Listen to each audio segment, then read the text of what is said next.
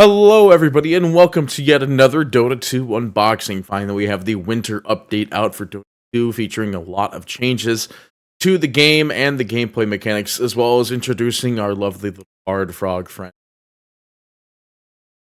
God, I forgot. On Largo, thank you. Largo, frog bard. Surprised to not see an Arcana immediately.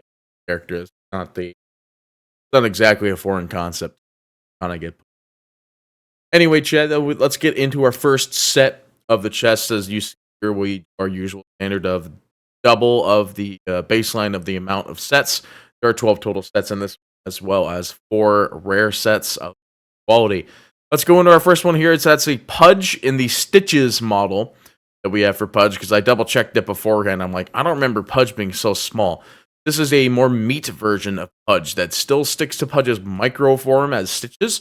But yeah, this is the Gluttony of Punishment Pudge set. Very nice one indeed. Actually sticking still to Pudge's technical baseline theme, the Butcher.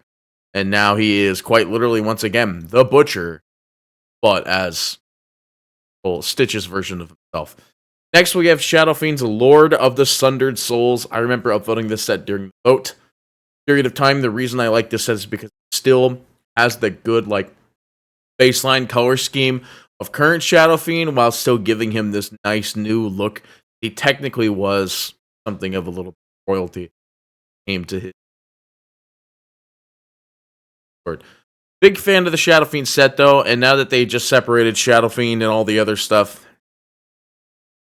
since they separated Shadow Fiend and his Arcana, you don't have to have the rest of the part now. It looks a lot better and a lot easier to do. You'll be able to be a little bit more custom with your Shadow Fiend sets without losing the effect of Shadow Fiend. Next, we have Primal Beast's Prehistoric Predator. This is a set I also voted during the voting phase because it was probably the most Primal Beast-looking set that there was available for him in the voting phase. Not to mention, it just makes him look. They added some good extra detail to the end of this one. You can see the leaves are a little bit more shaky than when we did the set interview initially. It was all very static-like. And I like that they still kept the fact that this is Primal Beast. It's not like a completely different character. So, still very good baseline theme, sticking to Primal Beast's actual format versus going completely on left field. Next, though, we have Tidehunter's Insatiable Seas. Now, this one, I remember downvoting because I felt like they weren't going to give it enough character. It literally turned him into a full shark. Now, I imagine Valve was like, we can't really let you turn him into a shark, but we can give you all the effects that make him look like a shark. So, as you can see here, he still has a blinking and interactable eye that is shark-based instead of his standard Tidehunter face, whatever he's technically normal, or whatever his normal technicality is. But following that, though, you can see that they gave at least a portion of the body itself the shark effect that they were going for, instead of turning him straight into a shark, and then just giving him all these extra itty-bitty parts that allow him to be more of a literal shark that comes to kill you. Look at, he's got his really angry eye here and his not so angry eye here. So, sharks in the water, time to feed water, etc., etc. Still a very good set. I really like the fact they didn't turn him into a full shark, and they gave him a lot of he's Tidehunter kind of set. Next, we have Broodmother's The White Widow. This was the only one I kind of was okay with voting up because the other ones weren't super clean, super great. But this one still sticks to Broodmother's basic theme of being a Broodmother. Not to mention, this one also gives the what is it called? The fake lure kind of look, which is like a super crazy fun thing to experiment with. Broodmother's definitely one of those ones that definitely fit, and we'll go in that one. Next, we have Enigma's Angel of the Abyss.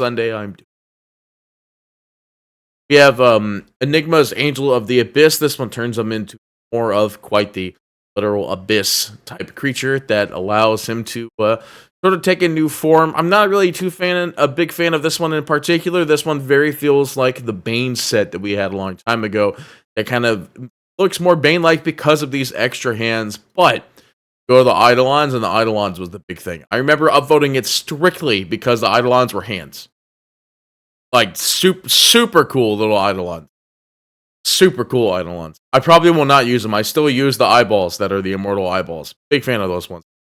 Next, we have the Omni Knights Blinding Bastion. This set was a very indifferent set for me in terms of like how I personally felt about this one. The only reason I was like okay with it was because I wanted these shoulders, I wanted this armor, I wanted this mace, but I do not like this helmet type. I'm okay with the crown. I would love it if I got the crown without this part. I think that like I get it why it's called this now. Yeah, like no, I get it why it's called. It's called Blinding Bastion. Blind basically. There's nothing here. But the rest of the set is just pristine, very well detailed, very clean. Next, we have Ringmaster's Hero's Harvest, which is the one of the sets I definitely have. I felt like it's a little bit too late for Wonder though on this one because this one would have been great for the Halloween timeline, but not really much happened during the Halloween. But still, very good, clean set for Ringmaster. There's not a lot of Ringmaster sets out there anyway, so very good to see this one into the pool. Speaking of sets that almost never get seen, though, we have Chen on the Seed of Strife. Now, this set, I have voted every single one for Chen, but I think this one in particular was the one that caught my eye the most because it gives the most amount of detail possible to Chen's mount itself while still maintaining the fact that this is Chen, a beast tamer, not a beast master. And it is perfect that these mounts in particular, I can't remember the name of it, I used the time and WoW, are very tame based as well. And not to mention, they still kept a lot of detail on Chen himself, giving him that sort of look there. He's also got the wrap, because when I saw it initially, it was a mask with just the green eyes. Now he's got a wrap with his green eyes.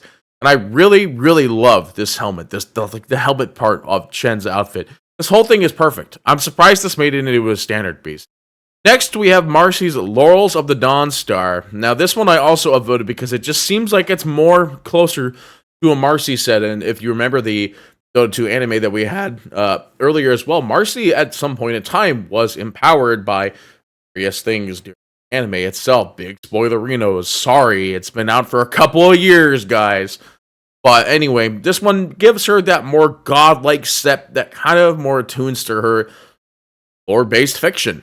And big fan of it overall.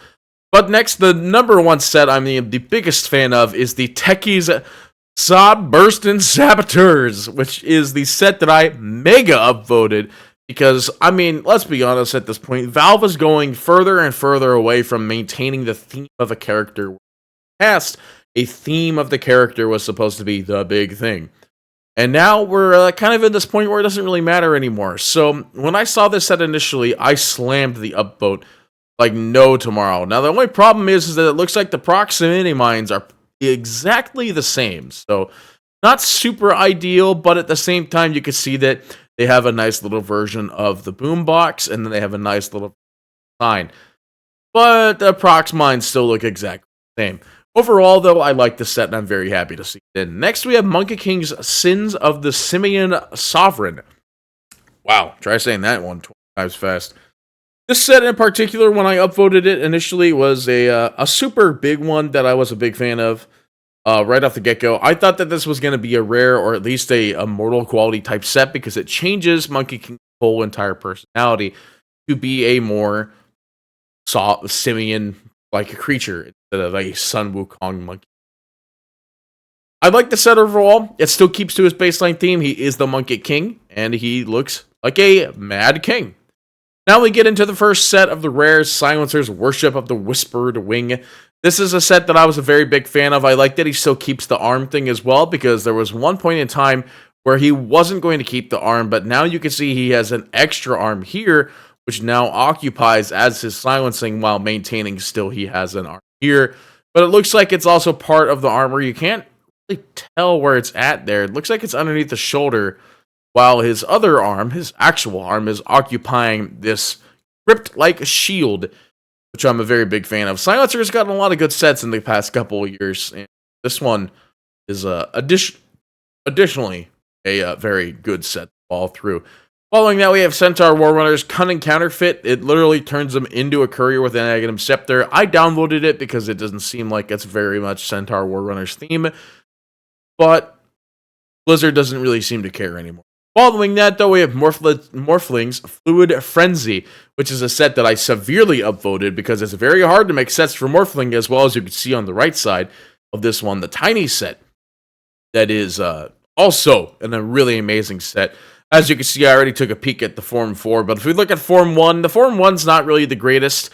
It's kind of weak when it comes to the overall structure of the set, but of course, you're not Form 1 for tiny for the time. Form 2, again, it's just still a little bit weak on the Form 2, but at the same time, it's just because the headpiece is very hard to structure, but you can see he starts to gain a little bit more structure to the character itself, has a ballista on the back, it still has arm guns on the shoulder. Now we go to Form 3. Form 3 is the one where it starts kicking off. You can see that there's a lot more going on with this tiny set. Now he's got a catapult with extra little ammos on this side. He's got 2 extra little shoulder blade castle towers, as well as the fact that he's now wielding the tower as a full weapon, with the shield being a little damaged.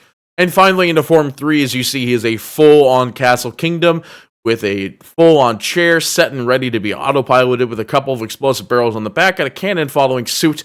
Very clean tiny set. I will say that out of all the ultra rares I've seen for a tiny set, it has been wonderful so far. But anyway, let's go ahead and get into the unboxing portion of the video, which is probably the shortest portion of the videos, because I spend about 20 minutes talking about how good the sets look going into it.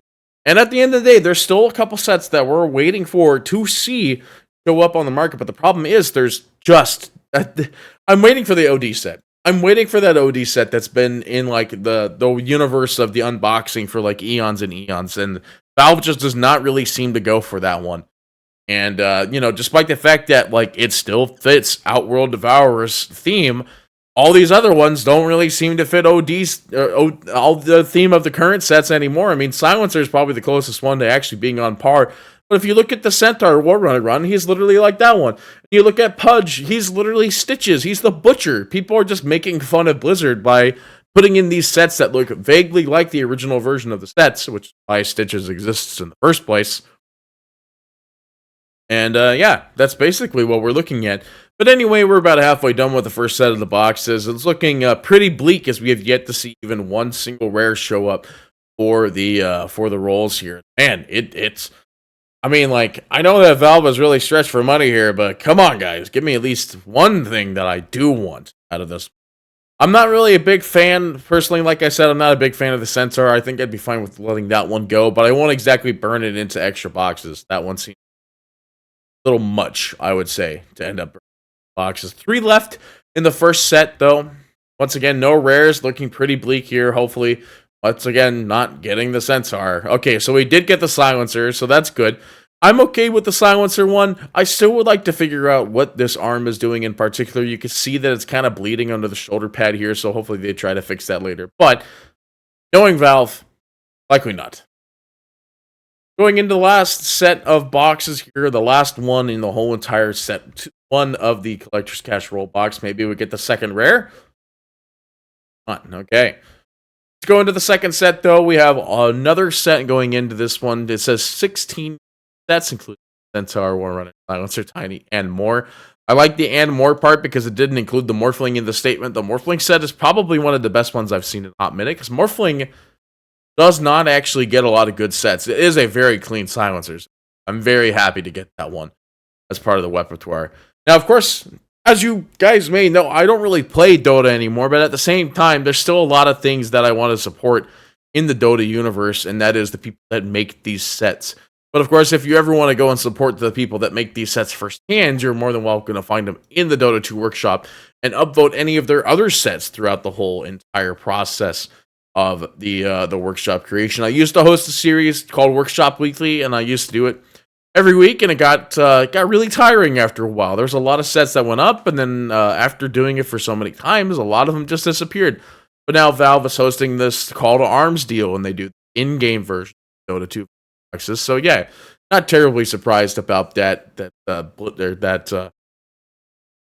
has basically taken my job from that one. But yeah, looking at our last set of boxes here, we have 5 baseline sets left into this one. Still waiting for the Morphling rare, at least at a minimum. The only one I kind of really want when it comes down to the big boy rares, and it's just not rolling too well here. I want to also state there's not really a lot of bad sets in this whole entire overall deal. The worst thing about it, hate that when Valve does that, where they just let the big boy set just sit there and wait around for you. Oh, that's always so painful. It's always so painful. All right, well, we're down to our last two baseline sets here. We still have yet to see a Morphling, but we've gotten both of the baseline rares. At least give us one Morpho. Oh, no. There's only one left. That's coming down to the wire. They gave us a second silencer. You know what? I won't really complain. A second silencer is not that bad. But I think what we're going to do is we're going to at least scrap a couple of sets here. Figure out which ones are going to go. I think the Tidehunter one is pretty low. Pretty on the low end here. Ringmaster doesn't have a lot of sets, and the Shadow Fiend one, I imagine people are at that point where like there's a lot of things going on for Shadow Fiend. We can burn one of those. Burn. What is the last burn here? I think the last burn is actually probably going to be the Chen because there's nobody that really plays Chen. All right, we got our last. Oh, I hit skip immediately, and we got nothing out of it. So that's it. Thank you all so much for watching. I hope you thoroughly enjoyed the Winters 2025 Collector's Cash Dota 2 unboxing video. So yeah, that was it. That video ended instantaneously. I did not expect that to go like that. I wanted to let it roll for a little bit. But yeah. Anyway, chat, thank you, everybody. Thank you so much for watching. I keep on saying chat. My brain just mashed potatoes with these videos in the near future. So, but yeah, thank you all so much for watching. I hope you thoroughly enjoyed the video. And we'll see you more Dota 2 action in the near future. Maybe. We'll see. Well, thank you all so much for watching. I hope you thoroughly enjoyed this. Party Pete, signing off.